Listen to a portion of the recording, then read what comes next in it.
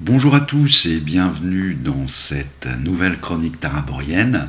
Nous allons poursuivre donc avec cette seconde vidéo concernant la playlist Anatomie d'un scénario qui va consister donc à disséquer ensemble un scénario rédigé de manière à partager un petit peu certains éléments, certains outils dont je me sers pour constituer, pour rédiger, concevoir ce scénario. Alors, il s'agit d'un scénario qui est destiné au jeu de rôle L'Appel de Cthulhu. Il fallait bien prendre un exemple, j'ai pris celui-ci, c'est pas mal parce qu'il y aura une partie enquête, une partie un peu bac à sable, enfin ça permet de faire quelque chose peut-être de moins linéaire que sur un bon vieux donge ou quelque chose comme ceci.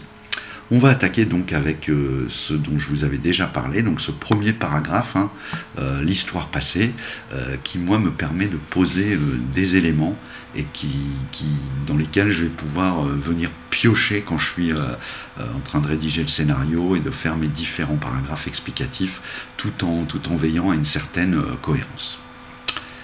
Il y a une trentaine d'années, en 1886, Howard Staunton, un ancien officier de la marine marchande, devenu explorateur, échoua son navire sur un récif proche des côtes indonésiennes.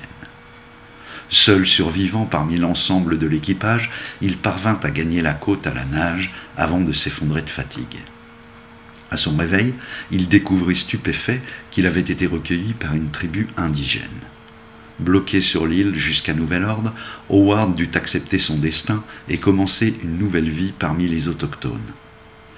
Ces derniers avaient investi une caverne naturelle creusée dans le flanc de la montagne qui faisait face à la mer. Les hommes et les femmes de cette communauté vivaient de la chasse et de la cueillette, passant la plupart des heures de la journée à arpenter la forêt pour y dénicher de quoi survivre. Le soir, ils avaient coutume de se rassembler dans l'immense caverne où ils donnaient d'étranges cérémonies à la gloire d'une divinité païenne devant un autel de pierre débordant d'offrandes. Après plusieurs mois, et malgré la barrière de la langue, Howard avait appris à respecter ses hôtes, et il parvenait même à échanger avec la plupart des hommes et des femmes qui faisaient désormais partie de son quotidien. Sans doute les indigènes étaient-ils fascinés par les différences de cet étranger apparu depuis nulle part. Peut-être pensaient-ils que son apparition était liée aux longues prières qu'il psalmodiait, penché respectueusement devant l'autel. Howard partagea le quotidien de ces hommes et femmes pendant presque 2 ans, avant qu'une petite embarcation de la flotte anglaise ne débarque pour une mission de reconnaissance, mettant un terme à son exil. Les liens qu'Howard était parvenu à tisser avec les indigènes étaient forts, basés sur un respect mutuel et une sorte d'amitié bienveillante. Aussi, quand il quitta la communauté, le chef de la tribu, Octave, voulut lui faire quelques cadeaux, sans doute pour honorer un code d'honneur. C'est ainsi qu'Howard emporta dans ses bagages un poudrier de cristal rempli d'une poudre brune et un étrange cylindre de métal gravé de la taille d'un avant-bras. Trop heureux de retrouver la civilisation, Howard regagna la campagne américaine et ce douloureux épisode mit un terme définitif à ses velléités d'explorateur. Il se contenta de vivre chichement de sa retraite de marin, occupant ses journées par la lecture de romans d'aventure et quelques après-midi de pêche. Parfois, pendant son sommeil, Howard ne pouvait s'empêcher de repenser à son séjour sur l'île. Il se revoyait parmi les indigènes, agenouillé devant le grand autel de pierre et psalmodiant des formules auxquelles il ne comprenait pas un mot, pour le plaisir simple de partager cette communion et se sentir un peu moins seul et abandonné. Ce qu'Howard avait toujours ignoré, c'est que la tribu qui lui avait sauvé la vie et l'avait accueilli venait à peine de découvrir quelques semaines auparavant la grotte qui lui servait de domicile.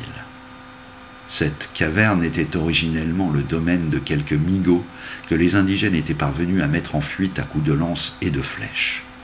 L'autel de pierre était d'ailleurs une construction de ces créatures qu'il utilisait pour réaliser certaines de leurs expériences les plus extravagantes. La petite colonie de Migos avait été envoyée là-bas pour mener quelques recherches et notamment étudier l'esprit du sorcier Abzo, emprisonné par des congénères des années auparavant dans un cylindre à cerveau. Cet objet mystérieux qui appartient à la technologie Migo est un parfait mix entre l'objet technologique et l'artefact magique.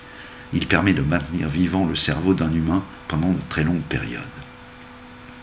Abzo était en effet un sorcier de la période de Moyen-Âge qui, au cours d'un voyage initiatique en Indonésie, avait été capturé par les Migos afin de devenir un objet d'étude.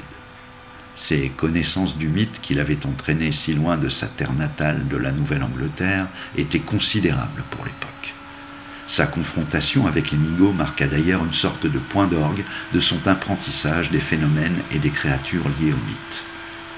Les mystères de son âme, déjà embrumés et corrompus par les savoirs impies, constituaient un formidable objet d'étude pour la colonie de Migos qui cherchait à comprendre les motivations et la psychologie d'un tel personnage. Tous les jours, pendant des centaines d'années, les créatures effectuèrent des expériences pour tenter d'en tirer des conclusions fiables, tandis que le malheureux sorcier avait pleinement conscience d'être captif et à la merci des bêtes sanguinaires venues de l'espace. Pourtant, quand il prit conscience que son cerveau allait regagner les USA en compagnie d'Howard Stanton, le sorcier corrompu se mit à reprendre espoir. D'autant que, sans qu'il ne comprenne jamais vraiment pourquoi, les prières quotidiennes de la tribu indigène lui avaient redonné une grande quantité d'énergie. Vers la fin de sa vie, Howard fit l'acquisition d'un petit domaine à Everett, une bourgade du nord de Boston. Il s'agissait d'un ancien couvent transformé en manoir particulier par les précédents propriétaires. Bien décidé à tenter d'oublier son exil forcé sur l'île lointaine, Howard stocka ses cadeaux exotiques dans une grande malle qui ne quitta jamais son grenier. Arnold Sanders, un notable de la localité d'Everett, est un juge mesuré qui s'inscrit dans la droite lignée des légalistes américains qui ont fait la fortune de la classe dirigeante. Il passe pour être un homme éclairé et aimable qui fréquente volontiers les cercles fermés de l'upper class où sa sympathie et son naturel enjoué lui ont ouvert bien des portes. Craint par le milieu de la pègre et respecté par les citoyens, il a rapidement gravi les échelons d'une brillante carrière au sein de la magistrature qui loue son zèle et son discernement. À 40 ans, il vient de faire il y a quelques semaines l'acquisition de l'ancien domaine de Howard Stanton dans lequel il n'a pas tardé à aménager. C'est une équipe d'ouvriers employés pour remettre en condition certaines pièces défraîchies qui exhuma parmi tout un bric-à-brac la malle de l'explorateur. Arnold découvrit son contenu avec joie et aussi une certaine fascination, notamment pour le poudrier de cristal rempli de poudre et le mystérieux cylindre de métal gravé qu'il disposa sur le rebord de sa cheminée. Comprenant qu'il tenait là une occasion inespérée, le sorcier Abzo employa toute une partie de sa réserve d'énergie pour diffuser une aura magique destinée à influencer Arnold. Des nuits durant, il envoya des suggestions afin que le propriétaire des lieux goûte la fameuse poudre magique. Après plusieurs rêves étranges et envoûtants, au cours desquels Arnold se voyait consommer la poudre et devenir un être d'exception, celui-ci se décida enfin à la goûter. En quelques jours, il devint accro au mélange de champignons hallucinogènes puissants qui lui procuraient 1000 délices, projetant son esprit dans une réalité parallèle, mais rongeant inexorablement son cerveau, en amenuisant son discernement et en détruisant sa volonté. C'est alors que le sorcier Abzo passa à la phase suivante, qui consista à prendre le contrôle de l'esprit d'Arnold pour l'inciter à pratiquer des crimes rituels dans le but d'attirer des créatures du mythe qui pourraient peut-être le délivrer, le sorcier, de sa prison métallique. Arnold Stanton choisit ses victimes au hasard, mu par une irrépressible pulsion qui lui intima les meurtres les plus abjects. Sans même comprendre ce qui lui arrivait, le juge se transforma en un implacable serial killer qui prenait un soin tout particulier à mettre en scène ses meurtres comme autant d'étranges cérémonies macabres. Bientôt, les autorités d'Everett se trouvèrent confrontées à ce que la paisible bourgade avait connu de plus violent.